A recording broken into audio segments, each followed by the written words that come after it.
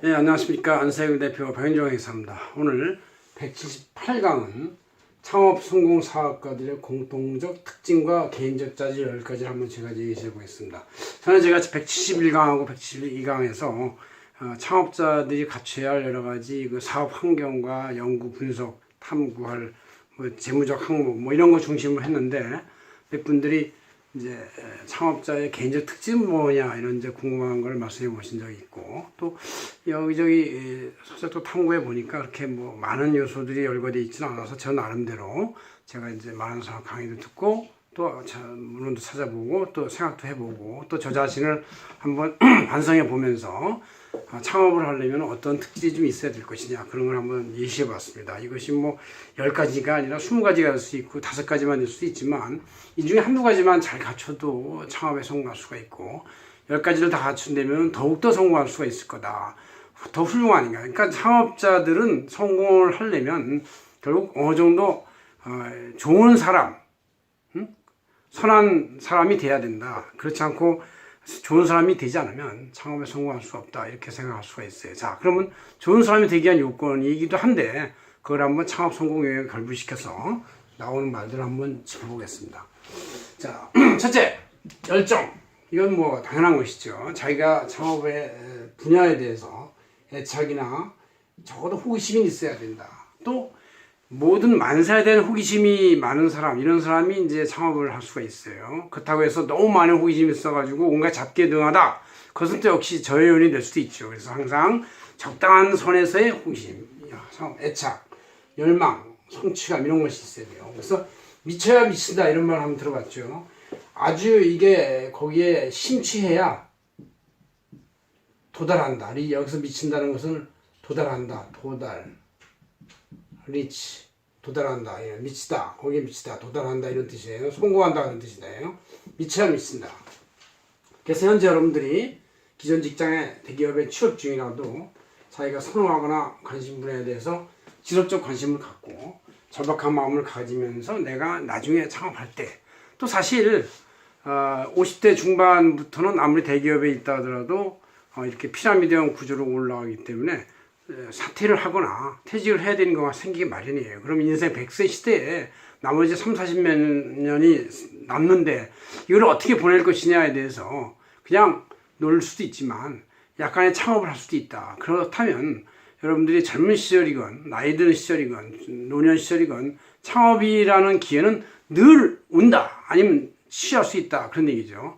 다른 나라는 이 취업이 창업의 스타팅 포인트라고, 스타트업이라고 그렇게 말을 하는데 우리나라는 뭔가 창업 여건이 나빠서 그런지 실패한 사람이 많아서 그런지 창업이 하나의 그 목표가 아니고 그냥 취업이 목표라는 그런, 그래서 이제 다른 나라 중국이나 이런 사람들은, 중국 젊은이들은 취업은 창업의 하나의 수단으로서의 경과되는 과정이다. 나의 최종 목표는 창업이다 이렇게 말을 하는데 우리나라 사람들은 우리의 최종 목표는 취업이다 이렇게 말을 한다는 거예요. 그래서 이것이 현재 한국이 진취력이 좀 많이 떨어지지 않나 이런 생각이 드는데, 어쨌든 열망을 가져라, 열정을 가져라, 이것이 제일 중요한 것이다 얘기죠.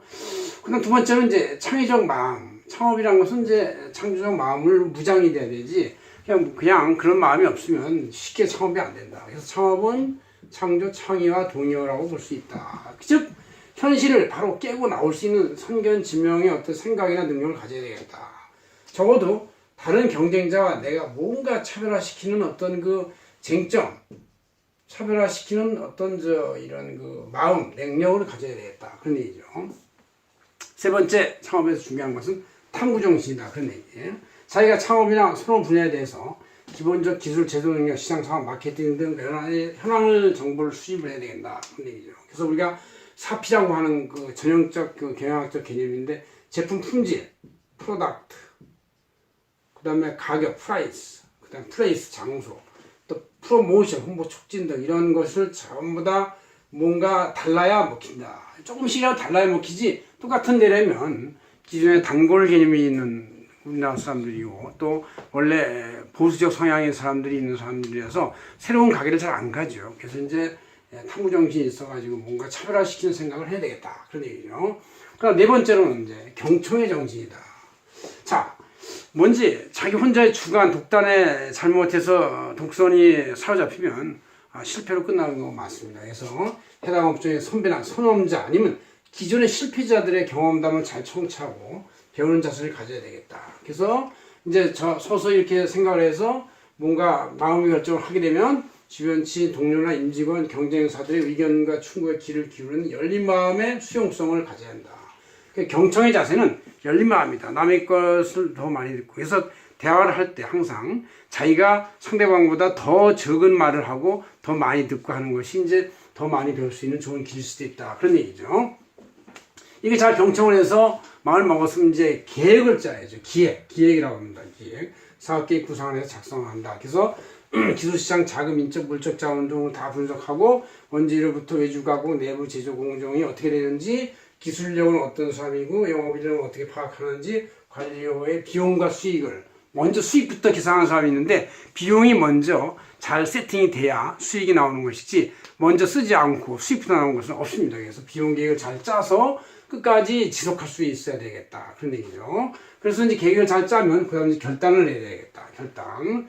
기존에 많은 사업 성공을 실패의 사례와 교훈 속의 갈등이, 많은 실패의 사례가 있는데, 50% 이상 실패한다는 말도 있고, 90%, 10%만 살아남는다는 말이 있고, 그런 교훈 속에서 결단을 해야 된다. 그런 다음에 시장에 실천을 해야 되는데, 이때 우리는 합리적 용기가 필요하다. 용기인데, 만용이 아니라, 그 합리적 용기는 자신의 사업이 살 것이냐, not to be, 죽을 것이냐, to be or not to be 속에서 하는 것이다. 따라서 무모한 도전은 절대로 피해야 됩니다. 무모함은 피하고 합리적 용기를 가져야 되겠다. 그래서 그것이 바로 중요한 결단의 자세다는 얘기죠. 이런 결정을 하면 그 다음에 책임지는 자세가 있어야 되겠다. 얘기죠. 그래서 업무 수행 전반 자기가 생각했으니까 총괄 최종 책임을 다 져야 된다. 그래서 내 탓이오 정신을 가져야 되지, 내 탓이오, 이렇게 남 탓이오 이러면 절대 안 된다. 그런 얘기예요. 모든 의사결정에 이렇게 해서 책임을 지려면 모든 의사결정관념에서 가급적 신중한 자세를 가져야 된다. 그래서 솔선수범의 자세로서 치고 나가면서도 신중한 자세를 가져야 되고 배려심과 근면함 이런 것이 있어야 된다. 그래서 책임을 지려면 저는 근면함이 없으면 책임질 수가 없지요. 자, 이렇게 책임지는 자세 속에서 또 조화를 이루어야 한다. 인화, 인내와 조화를 이루어야 되겠다. 평화를 이루어야 되겠다. 얘기죠. 그래서 합리적 정신에 따른 균형 감각이 중요하다. 조화를 이루려면 균형 감각이 중요합니다. 많은 이의 관계자, 우리 기업을 하려면, 사업을 하려면 근로자, 임직원, 납품업체, 소비자, 채권자, 주주 등 여러 가지 의의 관계자인데 이런 사람들의 갈등 분쟁이 생기기 마련이에요. 왜냐하면 항상 비즈니스, 창업이라는 것은 돈을 주고받고 돈을 거래하고 재화와 돈을 거래하는 거기 때문에 돈의 계산에서는 항상 갈등 문제가 생기게 되기 때문에 이거를 잘 조정과 타협을 해야 되지 이거는 무조건 일변도로 나와서는 안 된다. 그런 얘기죠. 그래서 중용의 묘가 중요하다. 그런 얘기를 얘기할 수 있습니다. 그 다음 이제 9번째가 이제 인내를 가져간다. 인내. 끈기와 근성이 중요하다. 그죠? 하는 문을 집중해서 잘 파야 샘물이 솟는 것이지 여기 팠다. 안 되니까 찔끔 또 저기 팠다. 안 되니까 찔끔 이렇게 해서 이제 가끔 가다 보면 내가 지금까지 내 손에 거쳐간 사업이 30가지야 하는 사람이 있는데 그것을 이제 조금씩 해봤는데 잘 안 되니까 찔끔 해서 왔다는 이유. 그러다 성공한 경우도 있죠. 마지막 우물을 잘 파면 되니까. 근데 이제 그 우물이 너무 늦게 파면은 그때는 이제 때가 늦이가 되는 것이죠. 그래서 이렇게 잘 파야 된다. 그래서 인내를 가지려면 그래서 장기, 중기, 단기, 대중소의 사업 목표를 세워서 이거를 잘 착수해야 되겠다. 그래서 우리가 보통 착수 소국, 손은 작게 대고 차간 대고 눈은 크게 봐라. 눈은 크게 보되 작은 것부터 잘해라. 그런 얘기죠. 그래서 악마는 디테일에 있다. 이런 말도 있듯이 디테일한 것을 잘하는 것이 또 중요하다. 디테일한 것을 소홀히 하는 사람은 큰 것도 무너질 수 있다. 큰 댐도 작은 구멍 하나에서부터 물이 솟으면서 무너지는 것이지 한꺼번에 무너지는 건 없습니다. 그래서 착수, 소국, 차간, 대국 등 같은 이런 개념을 가져라. 이런 얘기죠.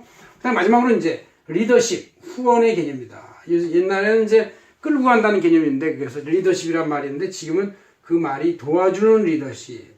그래서 조직 전 직원들이 행복하게 하고 그 조직에서 나오는 제품과 서비스로 고객을 행복하게 하면 자신이 스스로 행복해지는 그런 리더십. 그걸 갖다 우리는 서번트 리더십이라고 합니다. 서비스 도와주는 리더십.